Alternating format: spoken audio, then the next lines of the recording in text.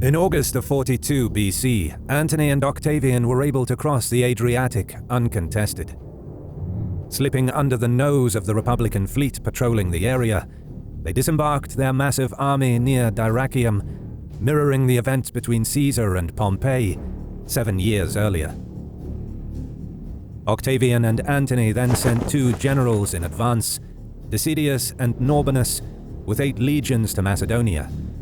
The generals proceeded towards eastern Thrace, past the city of Philippi, and occupied 2 key passes that controlled the only route that connected Asia to Europe, attempting to block any further advance of the Republican forces of Brutus and Cassius. Norbanus occupied the Sapei Pass, while Decidius secured the Corpili Pass, about 100 kilometers to the east. Meanwhile, Brutus and Cassius crossed the Dardanelles and advanced through the Thracian Chersonese. A local Thracian king named Rascupolus soon approached the Republican forces, offering guidance to gain the favor with the Republican generals. The army of Cassius and Brutus eventually reached the Gulf of Melas. There they reviewed their army, paid the soldiers, and made a speech to encourage the men, since many of them had previously served under Caesar. The Republican generals worried that the name of Caesar, carried by the young Octavian, might cause some to desert and switch sides. A large platform was built, upon which the generals took their places, accompanied only by the senators. Cassius, who was the elder, spoke to the soldiers. "Caesar did not sin against us, his friends, but the order of the Republic. We could no longer endure that one man, although he was our friend and benefactor, should take from the people the control of the state." Cassius then accused the triumvirs of hypocrisy by saying, "They say they avenge Caesar when they proscribe the men who were not even in Rome when he was killed." He then closed his speech with these words, "We who killed Caesar would not assume his powers, but we will restore to the people the government as we received it from our ancestors. Let it give no one any concern that he has been one of Caesar's soldiers. We were not his soldiers then, but our country's." It was a rousing speech that had the intended effect. The men shouted, "Forward!" in unison, and urged Cassius to lead them on immediately. To train your strategy skills and be more Octavian than Brutus, this video is brought to you by Idle Siege, the only idle game that puts you in the role of a siege overseer, where stress-free, relaxing gameplay combines with the depth of strategy games, and the game is available on Google Play and App Store. Arrange your tactical formation by combining your troops and commanders' special elements.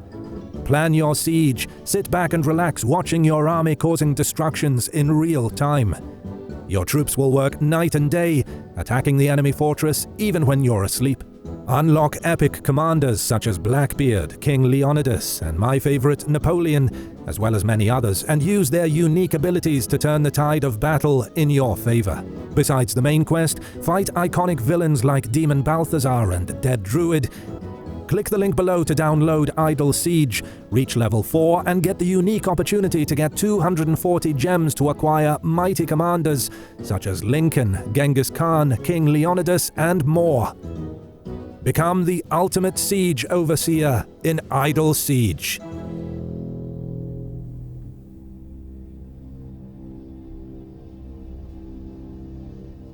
After marching for a few more days, the army reached the Corpili Pass, blocked by Decidius. Instead of forcing their way through, Cassius and Brutus sent one of their generals, Telius Cimber, with the fleet and a legion to bypass the position in a diversionary action. Telius sailed along the Thracian peninsula and, as he had been ordered, measured and mapped places suitable for camps. Norbanus became aware of Telius's presence and urged Decidius to abandon the Corpilian Pass before he was surrounded. With the Corpili Pass now abandoned, Brutus and Cassius immediately marched through it. Norbanus and Decidius were now entrenched in the gorge of the Sapei Pass, with no intentions of offering battle while sending urgent messages to Antony and Octavian to rush to their aid. It initially seemed that the Republicans had run out of options, since there was no clear alternative passage in the area. It was already late in the campaigning season, and if the Republicans couldn't find a way through, they would be forced to turn back the way they came. While they were contemplating what to do next, Rescupolis, still accompanying them, offered a solution. There was a circuitous route of a 3-day march that led to the plain of Philippi. It was a difficult path that lacked water and was covered by dense vegetation, but the experienced legionaries could carve out a narrow pathway. The route was so conspicuous that it offered them almost perfect coverage. With few other options, the leaders of the Optimates sent a detachment in advance, accompanied by Rescupolis, to cut a path for the rest of the army. And so, the arduous and laborious march began. The soldiers' morale was reinvigorated when some who had gone ahead of the column came back, informing all the rest that they were able to make out a river in the distance. After the 3rd day, though, despair replaced hope, since there was still no sign of water. Finally, towards the evening of the same day, the soldiers in front raised a cry of joy, taken up by those behind them, until it reached the column's rear. Ironically, the loud cry of the soldiers was heard across the area and alarmed their enemy, who did a reconnaissance, located the marching column, and warned the rest of the army that eventually abandoned the pass and retreated towards the city of Amphipolis. Thus, Brutus and Cassius's gamble paid off. The army eventually reached the plain of Philippi. It encamped on a topographically advantageous position, with woods to the north, a marsh in the south that extended to the sea, gorges to the east, and a river that ran through the plain, which served as a natural moat. Meanwhile, Antony, who had left Octavian ill at Epidamnus, marched towards Amphipolis. He combined his forces with Decidius and Norbanus and advanced to Philippi, making his camp only 1,500 meters from the enemy lines. On paper, the Optimates were in a strategically superior position compared to the army of the Triumvirs.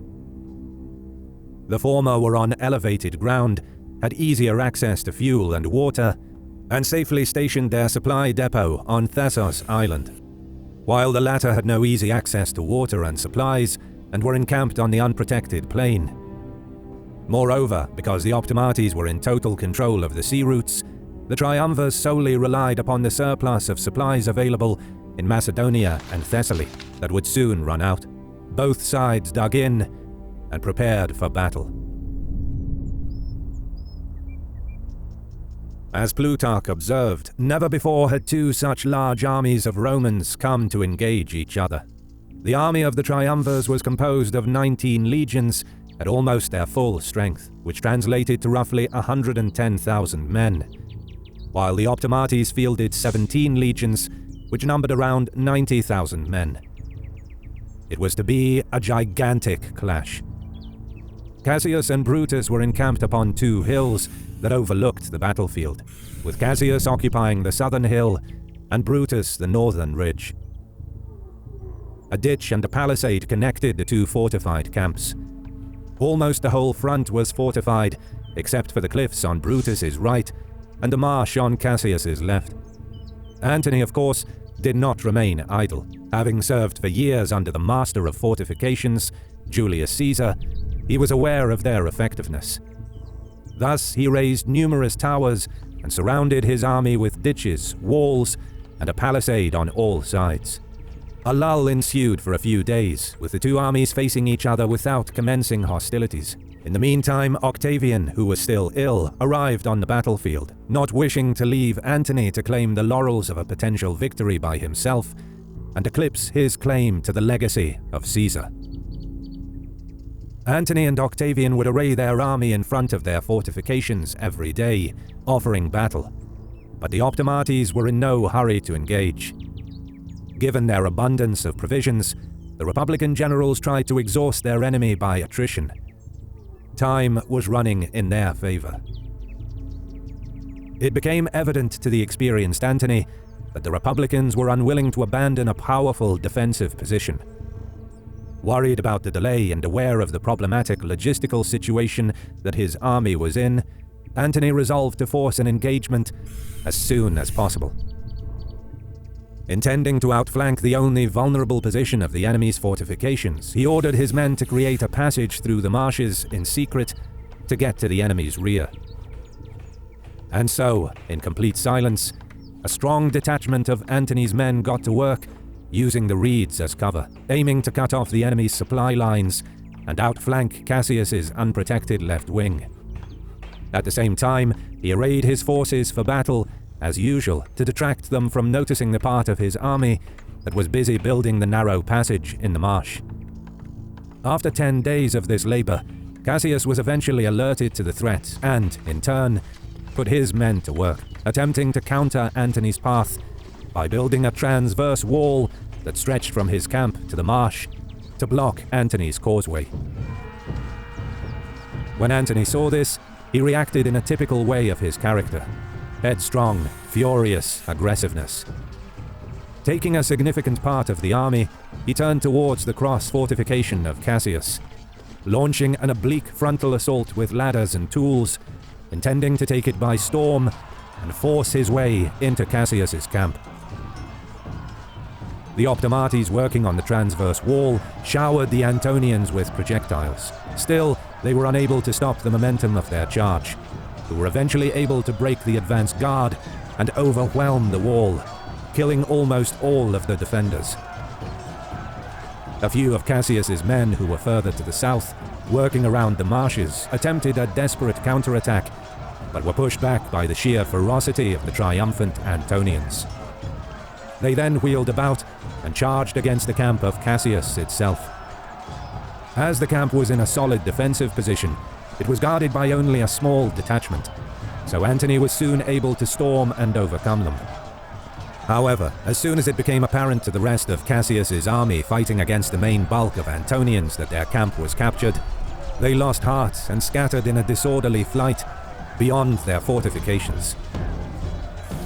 But Antony's bold charge was noticed by Brutus's soldiers on the other side of the field. Irked by the enemy's audacity, they charged on their account without any orders against the left wing of the Triumvirs, where Octavian was positioned. Brutus's charge almost mirrored the events that transpired on the opposite end of the battlefield.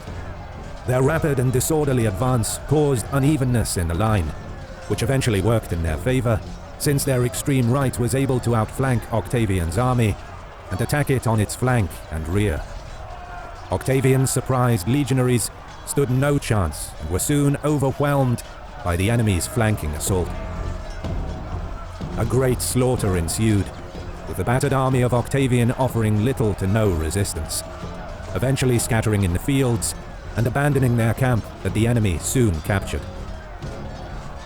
Octavian himself narrowly escaped death by hiding somewhere in the marshes. The clash ended in confusion, with both sides lacking an exact picture of the battle's outcome. The victorious legions from both sides began to march back towards their respective camps, fearful of overextending their lines, since the size of the plain and the vast dust cloud that was kicked up during the engagement prevented them from figuring out who was victorious. According to Appian, the Optimates had lost 9,000 men that day, while Octavian lost double that number. Meanwhile, having abandoned his camp to his enemy, Cassius had fled to a nearby hill with his entourage and awaited news of the battle's outcome. Brutus had sent a small detachment of scouts to figure out his partner's fate. Unfortunately for the Optimates, Cassius had mistaken Brutus's scouts for the enemy. Sure of his defeat and fearing that he would be captured, Cassius ordered one of his bodyguards to cut off his head. Thus ended the life of Cassius on the day of his birth. The first Battle of Philippi ended in a draw, but with the loss of Cassius, the odds were now heavily stacked against the Optimates. If you stayed around this far, thank you for watching. And if you'd like to support our work like all these amazing people do, head over to our Patreon page where you can get ad-free early access to our videos for as little as $1. Or you can support us by clicking like and subscribing to our channel and leaving a comment as a sacrifice to the gods of the algorithm. As always, thank you for watching.